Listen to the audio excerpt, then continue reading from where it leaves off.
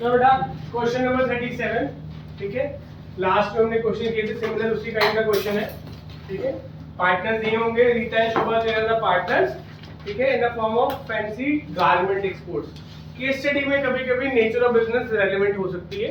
Case studies आपको एक दो जैसे आपको टेस्ट में दी है, तो कभी कभी नेचर ऑफ बिजनेस दी होती है, गारमेंट बिजनेस है, वुड बिजनेस है, एक्सपोर्ट बिजनेस है, तो उसको भी पढ़ लेना, यहाँ पे वो रेलेवेंट नहीं है। शेयरिंग प्रॉफिट एंड लॉसेस क्या रेशियो है, कौन सी रेशियो दी है बेटा, इक्वली को अंडरलाइन कर दो, रेशियो इक्वल है। फर्स्ट अप्रैल बैलेंस शीट दी हुई थी, एडजस्टमेंट्स दी हुई है। क्या सिस्टम रहना चाहिए हमारा रिलेशन अकाउंट में, पहले हम फर्स्ट लाइन पढ़ेंगे रेशियो को ढूंढने के लिए, ब्रॉड इंफॉर्मेशन को ढूंढने के लिए, फिर उसके बाद हम बैलेंस शीट देखेंगे, एडजस्टमेंट्स को रीड नहीं करना। सबसे पहले ये ढूंढना कि इस क्वेश्चन में जनरल एंट्रीज मांगी जैसे 24th में किया था, या हमसे लेजर अकाउंट्स मांगे। लेजर अकाउंट्स का मतलब realisation, capital account, loan account, bank account, चारों। या ऐसा भी हो सकता है आपसे सिर्फ दो अकाउंट मांगे जाए, रियलाइजेशन, पार्टनर्स, कैपिटल, जैसे आपसे एडमिशन और उसके बाद रिटायरमेंट में पेपर्स में आया आपको, क्योंकि पेपर के टाइमिंग के हिसाब से।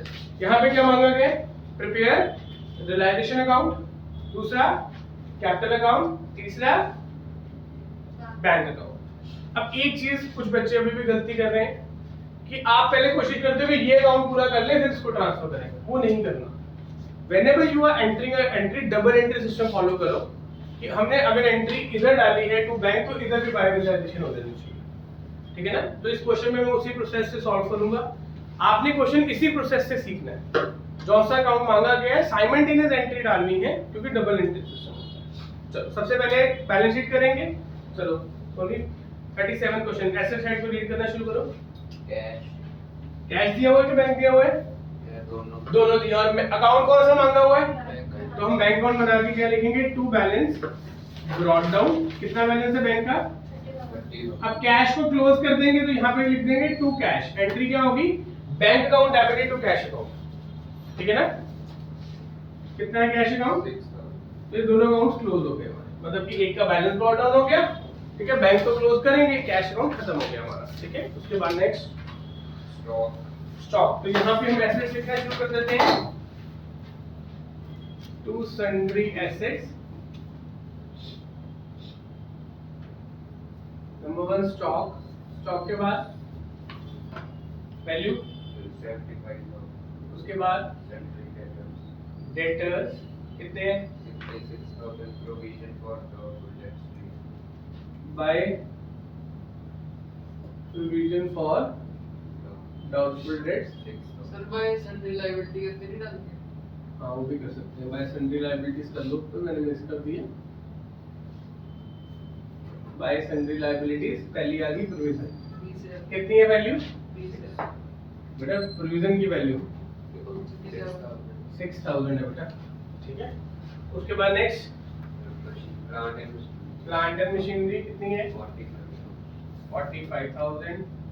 उसके बाद लैंड एंड बिल्डिंग कितनी है, 48,000। उसके बाद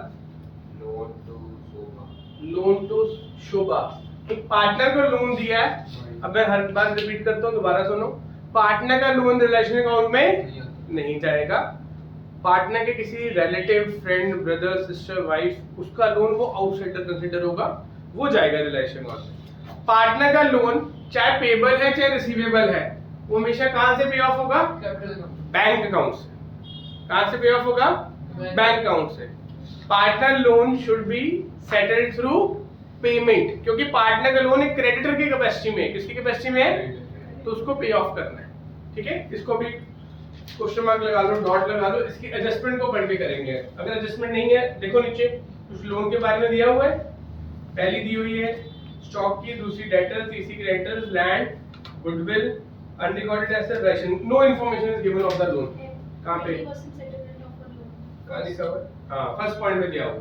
तो इसका मतलब लोन की सेटलमेंट के साथ स्टॉक टेक ओवर किया गया है, ठीक है। इसको अभी आप पॉइंट लगा के छोड़ो, हम इकट्ठा करेंगे, ठीक है। अब लायबिलिटी साइड को आओ, क्रेडिटर्स कितने हैं, क्रेडिटर्स 1,05,000। करण ये एसेट साइड का टोटल कर लिया उतनी देर, 234 कर लिया, 234। उसके बाद बेटा नेक्स्ट, लोन पर ये भी किसका लोन है, पार्टनर के लोन, इसको भी डॉट लगा लो। क्यों डॉट लगा रहा हूं? लोन को अलग से करना सीखो, इसकी जनरल एंट्री भी आ सकती है, उसके भी एक दो क्वेश्चन इलस्ट्रेशन रेफर करवाऊंगा आपको, ठीक है। उसके बाद जनरल रिजर्व आना क्या कहते हैं इसका, कहाँ पे, बिल्कुल ठीक, इसको हम पार्टनर्स कैपिटल एडजस्टमेंट चाहिए होता है उस हिसाब से। नहीं ऐसे नहीं करते, जनरल रिजर्व की एडजस्टमेंट, जनरल रिजर्व की एडजस्टमेंट नहीं होती कभी, इतना ऐसे में एडजस्टमेंट आएगी नहीं, नहीं स्पेसिफिक रिजर्व की आएगी, जनरल रिजर्व की नहीं आएगी, स्पेसिफिक रिजर्व की पहले माइनस करके फिर वो बताऊंगा जब आएगी, ठीक है। बाय जनरल रिजर्व कितना है बेटा, कितना है, 54,000 टोटल है, 24,000 तो कितना हो जाएगा 112 12,000 ईच, कितना आ जाएगा 12,000 ईच, ठीक है। चलो उसके बाद नेक्स्ट चलें आगे, उसको बैलेंस दिए हुए हैं। किसका कैपिटल अकाउंट का बैलेंस दिया हुआ है, कितना कितना है, एक का 90,000, एक का 30,000। चलो पहले इतना डालो, ये बैलेंस शीट के आइटम्स हमने ट्रांसफर कर ली, क्या कर ली, बैलेंस शीट के आइटम्स ट्रांसफर कर ली, पहले इतना नोट करो सारे फटाफट। चलो हाँ जी, पहली एडजस्टमेंट चलो परीक्षा रीड कर बेटा। Creditor took 25% of the stock at a discount of 20% in settlement of कौन कौन पार्टनर लेके गया स्टॉक, स्टॉक कितने का था हमारे पास 75,000, बताओ आप क्या ट्रीटमेंट होगा परीक्षा इसका, 25% करेंगे उसका 75,000 का। नहीं नहीं दोबारा लाइन रीड कर स्लोली कर, ऊंची बोल परीक्षा दोबारा से रीड कर। रीटा टुक 25% ऑफ द स्टॉक, ठीक है, 25% की वैल्यू कितनी हुई 18750, ठीक है। आगे लगा एट कितने लोन के बदले, At a discount of 20%. तो किसका 20% करेंगे, स्टॉक का करेंगे लोन का करेंगे, लोन का करेंगे। बताओ भी। स्टॉक का करेंगे। स्टॉक का करेंगे, हाँ जी स्वयं किसका करेंगे, लाइन दोबारा सुनो, Rita took over stock at a discount of 20% इन जैसे सेट 18750 का स्टॉक है उसका 20% लेस कर डिस्काउंट, डिस्काउंट पहले लाइन में ना रीजनिंग समझाओ किसका बोला है, स्टॉक को उसने बोला मैं 20% डिस्काउंट पे लेके जाऊंगा जिसके बदले मेरा लोन खत्म हो जाएगा, ठीक है ना। उसका लोन कहाँ था, कितना लोन है रीटा का, रीटा का लोन कितना है 25,000, तो ये भी बात समझ में, रीटा का लोन कितना है 25। अब इसको ना एक तो स्टार लगाओ, ये पॉइंट पेपर में आता है, तक भी करता है। रीता टुक 25 stock at a discount of 20% in settlement of, settlement word को भी अंडरलाइन करो। सेटलमेंट का क्या मतलब हुआ कि लोन खत्म हो गया, अब उसने इसका 20% पहले तो कम किया, तो उसका 20% निकालो 1875 1875 बोल रहा है दोबारा कर 38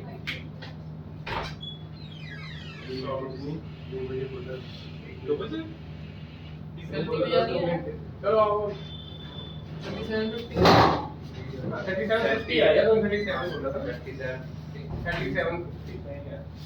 ठीक है 3750। तो इसने कहा कि मैं 15,000 में स्टॉक ले जाऊंगा जिसके बदले मेरा 25,000 वाला लोन खत्म। सर स्टॉक तो जितनी वैल्यू उतने का ही जाएगा, क्यों 25% का स्टॉक 18,000 का स्टॉक जाएगा। एट अ डिस्काउंट ऑफ 20%, वही तो लाइन समझा रहा हूँ सर डिस्काउंट तो वो जितने का वो लेके गया। एक बार शांति से लाइन पढ़ दो बार। उसने इसमें बोला है कि स्टॉक ले गया 20% डिस्काउंट पे, यानी स्टॉक की जो 25% वैल्यू थी उसने बोला मैं उसको 20% डिस्काउंट पे लेके जाऊंगा, उसके बदले मेरा लोन सेटल्ड। तो फर्म को फायदा हुआ कि नुकसान हुआ, स्टॉक में नुकसान हुआ लेकिन लोन में फायदा हो गया। तो लोन के बदले इसका मतलब 15,000 का स्टॉक चला गया और लोन के 10,000 रुपए देने नहीं पड़े, ठीक है ना। तो अब इसकी जनरल एंट्री क्या होगी, वाई नो एंट्री एंट्री होगी। बेटा किसकी एंट्री होती किसकी नहीं होती, बाकी हंस रहे हैं, बाकी बताओ क्या होगी, तू बता चल, तू बता क्या होगी। स्टॉक की एंट्री उस साइड आ जाएगी, वो ले गया ना स्टॉक तो टू बैंक क्यों आएगी, टू सर वो ले गया स्टॉक, क्या लेके जाएंगे, क्या लिखेंगे, सर टू स्टॉक टू क्या नाम है इसका, रीटास कैपिटल अकाउंट, कैपिटल कहाँ से आ गई, लोन पे इन सेटलमेंट हो रही है। वो रीटास लोन अकाउंट। ध्यान से सुनो, पार्टनर का लोन लिखा नहीं हुआ रियलाइजेशन, पार्टनर का लोन सीधे पेमेंट, पार्टनर का लोन रिलेशन अकाउंट में लिखा नहीं हुआ इसलिए एंट्री होगी। अगर पार्टनर की जगह आउटसाइडर लोन होता तो वो एंट्री नहीं होती। जब रिकॉर्डेड एसेट और रिकॉर्डेड लायबिलिटी आपस में सेटल हो तो एंट्री नहीं होती। अनरिकॉर्डेड एसेट और अनरिकॉर्डेड लायबिलिटी आपस में सेटल हो तो भी एंट्री नहीं होती। लेकिन एक रिकॉर्डेड है और लायबिलिटी रिकॉर्डेड नहीं है तो वहां एंट्री होगी। हाँ जी गौरीश, क्या एंट्री होगी? आपने हाथ खड़ा किया था ना। अरे आप कुछ था रिकॉर्डेड अनरिकॉर्डेड। सचिन, क्या एंट्री होगी? एनीवन? रीटा लोन बिल्कुल ठीक है। रीटा लोन डेबिट होगा कितने से? 25,000। टू क्या होगा? टू रियलाइजेशन, क्योंकि स्टॉक अब कहाँ ट्रांसफर हो चुका है? रियलाइजेशन। लेकिन रियलाइजेशन में कितने पैसे, उसको स्टॉक कितने का जा रहा है? 15,000 का। तो ये स्टॉक की अगेंस्ट एंट्री हुई। तो प्रॉफिट, जो प्रॉफिट है वो कहाँ जाएगा? पार्टनर में डिवाइड करते हैं। गलत। लोन में अगर पैसे कम या ज्यादा देने पड़ जाए तो वो फर्म का लॉस है या फर्म का प्रॉफिट है? उसका जो डिफरेंस है वो कहाँ जाता है? रियलाइजेशन। ये पॉइंट यहाँ है ना? है? इतनी बात मानी सर, डायरेक्ट होता हो। डायरेक्ट ही बताया कि लोन में जो पैसे कम या ज्यादा देने पड़ेंगे उसके पैसे का जो डिफरेंस है, 25,000 की जगह 20 देने पड़ जाए, 15 देने पड़ जाए, जो बचे पैसे वो फर्म का क्या हो गया? फायदा हो गया, प्रॉफिट हो गया। तो लोन में जो भी प्रॉफिट या लॉस होगा वो कहाँ जाएगा? रियलाइजेशन अकाउंट में। तो यहाँ पे भी एंट्री क्या बनेगी? टू रियलाइजेशन ही। अब कई बार बच्चे में से आर्ग्यू करते हैं कि इसको इकट्ठे लिख दो 25, वो गलत हो जाता है पेपर में, क्योंकि रियलाइजेशन अकाउंट में दो काम हो रहे हैं। एक जो ऑलरेडी ट्रांसफर्ड एसेट है उनकी अगेंस्ट एंट्री हो रही है, एक आउटसाइड द एसेट जो से जैसे लोन रियलाइजेशन अकाउंट में रिकॉर्डेड नहीं है उनका डिफरेंस रिकॉर्ड हो रहा है। रियलाइजेशन की ड्यूअल नेचर है, एक रियल अकाउंट की नेचर है पहले, बाद में उसकी नॉमिनल की नेचर है। It's a dual settlement account. Settlement account का मतलब क्या होता है? जिसमें हम बुक्स को क्लोज भी कर रहे हैं, उसको एसेट्स को बेच भी रहे हैं। तो इसको एंट्री अगर आ जाए तो उसको यहाँ पे प्रॉफिट लिख के 10,000 लिखना है। तो पहले वर्किंग नोट में लिखो ये सारा कुछ। ये वर्किंग नोट में पहले इसकी कैलकुलेशन लिखो, उसकी जनरल एंट्री सर लिखो। अगर आपने कहा था आउटसाइडर लोन होता है तो वो रिलेशन नोट में जाता है। अगर रिटा की जगह रिटा ब्रदर लोन होता फिर हम ये एंट्री करते ही नहीं, नो एंट्री आता, फिर तो 10,000 ऑटोमेटिकली प्रॉफिट बन जाता। मतलब कहीं नहीं आता उससे कोई एंट्री। हाँ, अब ये लोन था हमारे पास 25,000। रिकॉर्ड भी होता ना, क्योंकि वो आउटसाइडर का लोन है। हाँ, वो रिकॉर्ड हुआ होता तो रिकॉर्डेड लायबिलिटी के अगेंस्ट रिकॉर्डेड एसेट का लॉजिक आ जाता, ठीक है ना? अब रिमेनिंग स्टॉक कितने का बचेगा? अगर दोनों रिकॉर्डेड है, दोनों अनरिकॉर्डेड है, नो एंट्री। हाँ, अगर हम म्यूचुअली ले गए, चाहे कम पे ले गए, चाहे ज्यादा पे ले गए, ठीक है ना? ये हमने इंट्रोडक्शन वाली इसकी video में theory- जो 1 घंटे में। उसमें है एक, मैं आपको आज पीडीएफ भी भेजूंगा नोट्स की, जिन्होंने नहीं लिखी उसको आज लिख लो इस वीकेंड में बैठ के, ठीक है ना? हाँ जी, 25% की वैल्यू इतनी बनी, 75% की कितनी बनेगी? माइनस कर दो, करो बताओ। 66 to 50 चाहिए। 56, ठीक है? चलो अब आगे क्या बोला हुआ है? सेकंड एडजस्टमेंट पे आओ। वानी बोल सेकंड एडजस्टमेंट।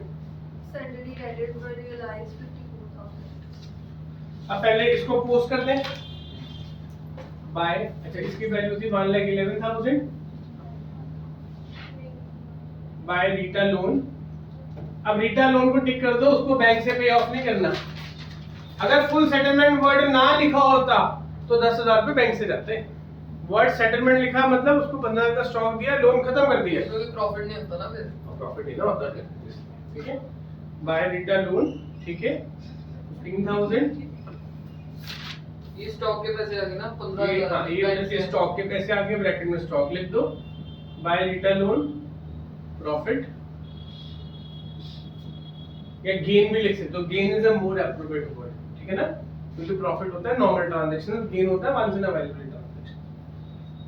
चलो ये क्वेश्चन को डबल स्टार लगा लो, वेरी वेरी इंपॉर्टेंट, ठीक है?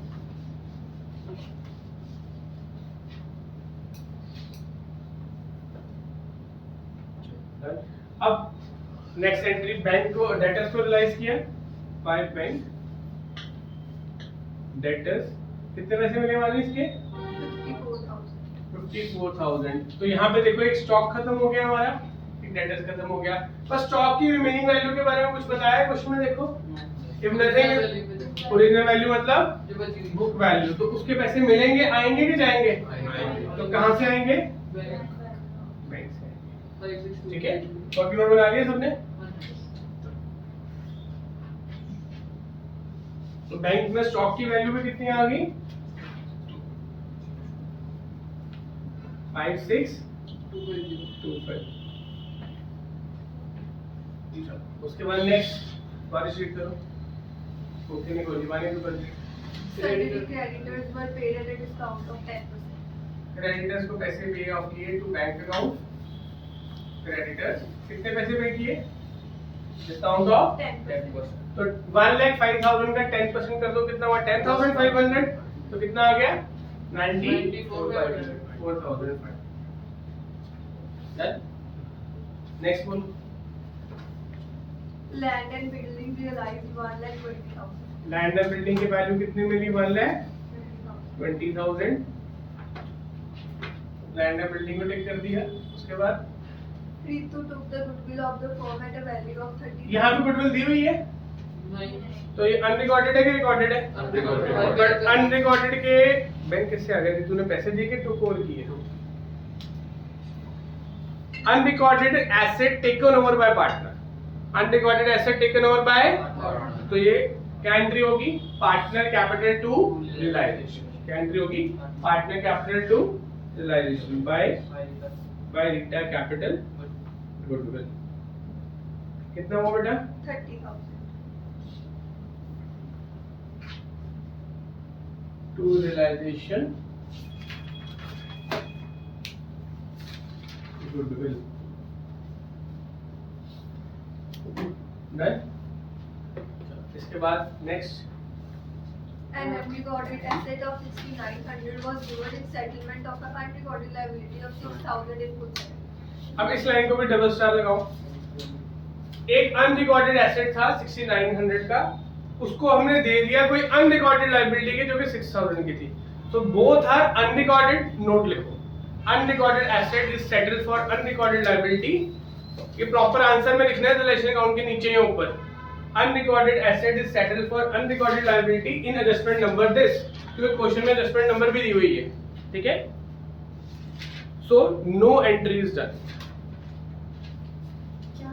Unrecorded asset is settled for unrecorded liability, so no entry of this adjustment is. पर यहाँ पे 900 difference भी तो आ जितने मर्जी का डिफरेंस हो, हमें कुछ लेना देना नहीं ना पड़ा मौके पे।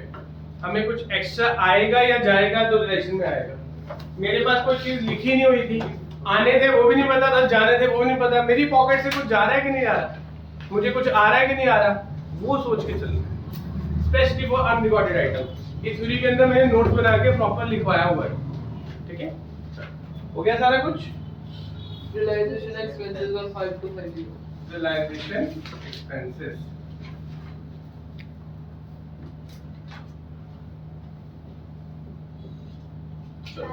By Rita हमने ये फिगर डाली नहीं। डाल तो दी, कितनी बार डाला? Assets to plant and machinery. बिल्कुल ठीक है, हमने टिक लगाए हैं। इसमें से प्लांट एंड मशीनरी आया नहीं है, लैंड एंड बिल्डिंग आ गया है। तो जिस एसेट के बारे में कुछ नहीं बताया उसको क्या करेंगे? बुक वैल्यू पे डाल देंगे। बुक वैल्यू कितनी है? 45,000। इन चारों को टोटल करके यहाँ बाहर निकाल लो, इन दोनों को टोटल करके बाहर निकाल। ठीक है, और साथ के साथ यहीं पे डाल देना टू रियलाइजेशन एसेट्स।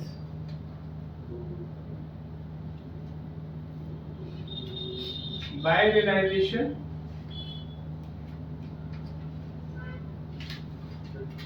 liabilities। ठीक है बेटा, कितना टोटल आएगा? 165, 265, 275, 250। एक बार चेक करो, 27528 वाले चेक कर एक बार। 99750। Quarter capital है। खाते कहाँ से आ गए बेटा? यहाँ पे उधर की realization का बैलेंस, हाँ वो निकालते हैं। चलो तो इसका टोटल करते हैं, बैलेंस निकालेंगे।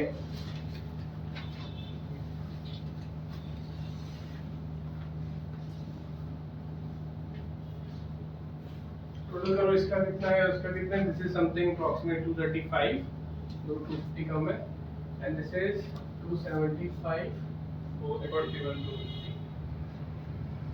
3 4 कहाँ जा रहा है 4 41 to 50. तो बैलेंसिंग फिगर इधर आएगा कितना आ गया बैलेंसिंग फिगर 1,60,500. 1,07,500 ठीक है आपको आंसर कितना दिया हुआ है यहाँ पे ठीक है तो इसको हम यहाँ पे डाल देंगे टू पार्टनर कैपिटल प्रॉफिट हुआ कि लॉस हुआ प्रॉफिट कौन सी रेशियो में जाएगा इक्वल तो कितना आ गया रीटा एंड शोभा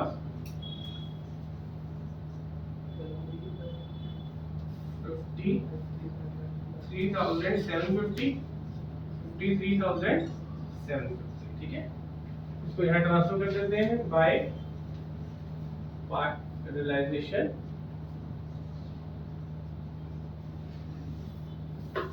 प्रॉफिट 53750 53750 चलो इसका भी बैलेंस निकाल देते हैं तो माधवी पहले रीटा का बैलेंस निकाल करबन शोभा का निकाल कहता है इसका टोटल कर बैंक के डेबिट साइड पर 155750 चेक करो ठीक है आपका आंसर चेक करो ये मैंने पूरा एक चीज रह गई है बेटा क्या रह गया है लोन टू शोभा वो तो रह गया एक लोन रह गया हमारा हमने डॉट लगाया था लोन दो छोड़े थे ना हमने एक रीटा का लोन एक लोन जो वो लायबिलिटी है कि एसेट है एसेट तो वो पैसे उससे लेने हैं कि देने हैं कितने का लोन है 10,000 तो हम यहाँ पे डालेंगे टू शोभा 645 to 50 माजी कितना आया था फाइनल सेटलमेंट आपका रीटा का फाइनली निकाल 1,25,750 और दूसरे पार्टनर का टोटल कितना आया इसका 155,750 95750 टोटल कितना है मेरे 95750 95750 बैलेंस कितना है नहीं होगा तो कुछ नहीं दिया हुआ ठीक है अब ये वो पैसे निकले जो हमने फाइनल उनको देने हैं this is amount which we have to pay तो इसको यहाँ पे आ जाएगा बाय पर हमने इसमें से शोभा का लोन माइनस नहीं किया मैं बोल लोन बैंक अकाउंट से देना ना निशा लोन बैंक अकाउंट से देना है सिर्फ उसी सिनेरियो में कैपिटल अकाउंट में जाएगा जब उससे पैसे लेने वाले होंगे ये लेने नहीं हमने उससे तो देने वाले भी तो निकल रहे हैं ना शोभा के अच्छा वो बाद में बताऊंगा अभी आप नॉर्मल याद रखो कि लोन को इधर ही डालना है बस ठीक है ना अभी इसको बेसिक्स पे चलो कि लोन बैंक अकाउंट से ही सेटल होगा 125,750 95750 तो ये हो गया हमारा 25 ये 45,200 फिर मैच नहीं होगा नहीं हो जाएगा 645 तो आ ही नहीं सकता टोटल गलत कर रहा है 95 130 220 प्लस कर भैया मैं 3 लाख ही दिया 221 500 हाँ अब टोटल करो 285 95 305 315 321 250 है देखो फाइनल 321 250 इधर भी चेक कर लेते हैं 221 321 321 यार 321 321 322 250 उसमें देखें ठीक है 321 इस क्वेश्चन में जो पहला पॉइंट था स्टॉक जो पहला पॉइंट था वो सबसे इंपॉर्टेंट था लोन वाला और एक जो अनरिकॉर्डेड वाला ठीक है चलो